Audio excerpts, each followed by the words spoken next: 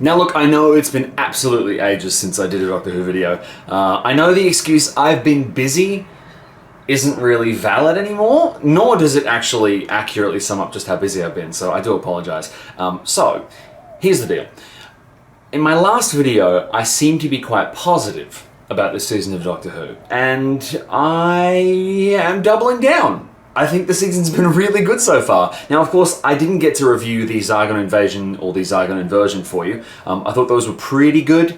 Part 1 I thought was a bit flimsy. Part 2 I actually really enjoyed. I cannot express just how much I was enjoying Clara and the Doctor in these episodes. I thought they were just so great. And then, of course, Sleep No More, which I did not enjoy.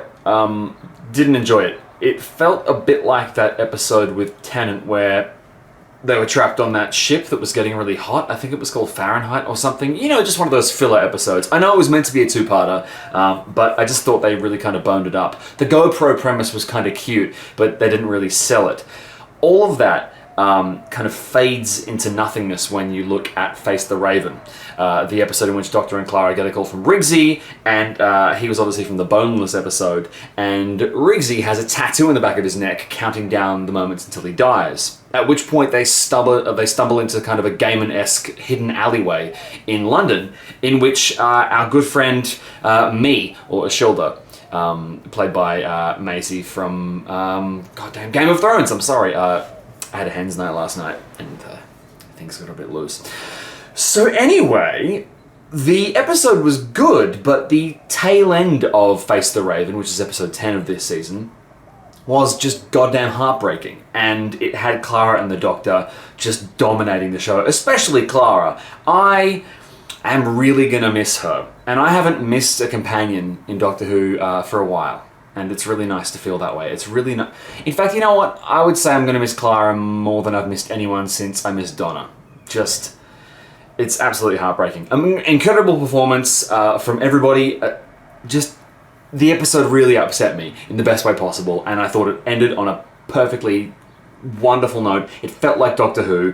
Every character was popping, and what I really want to talk to you about is episode 11, Heaven Sent, which was, I would argue, the best episode of Doctor Who in several years.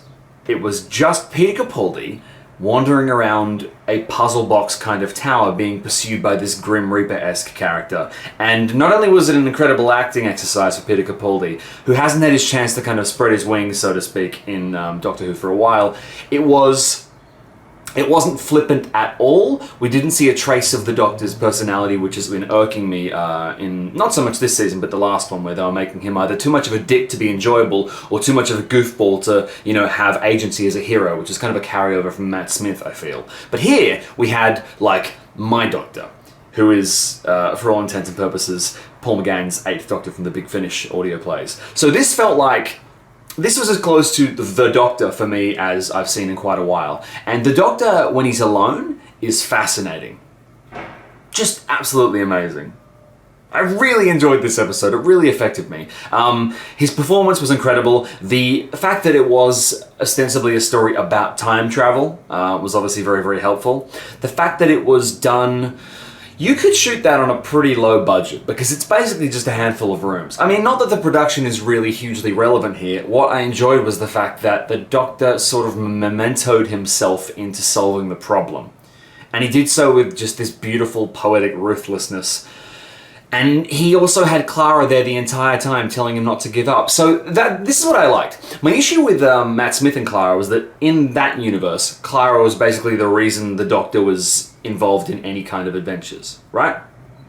In this one, it was sort of the inverse, in that Clara was affecting everything, but she was affecting everything by her example, not by actually jumping in and doing things physically. So because Clara had such a profound effect on the Doctor, he tried to be a better person and made the noble sacrifice at the end, and because he did that billions of times over and over, it was just great. Now, let's talk about the hybrid thing. So, we know that a hybrid is meant to, take over Time Lord society or whatever. I can't remember exactly how it was phrased. And the Doctor was basically trying not to tell them who the hybrid was. He then arrives on what is revealed to be Gallifrey and announces that he is the hybrid. Now, if you are a massive fan of the books, and if you are into the Lungbarrow theory that, you know, he's one of the founding Time Lords, maybe this is going to hark back to that.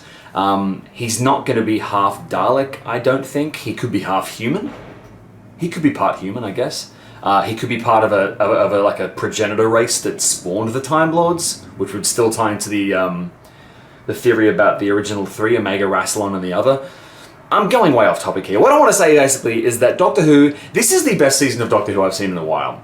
The ups have been dizzyingly good. The downs have been, at worst, kind of okay.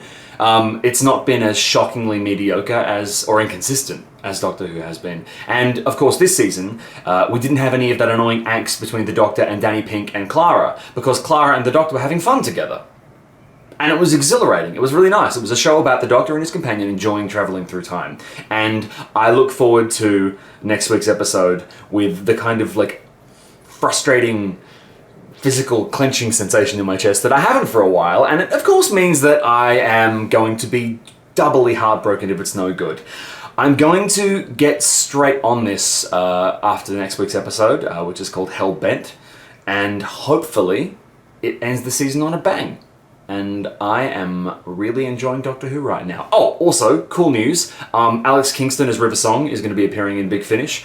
Big Finish has also got John Hurt as the War Doctor.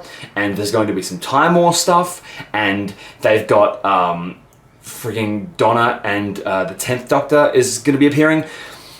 I always say this, but it could potentially be like the best time to be a Doctor Who fan right now. So I'm very, very sorry I've not been doing my weekly recaps. I've been busy, and I will see you guys next week. Scouts Honor.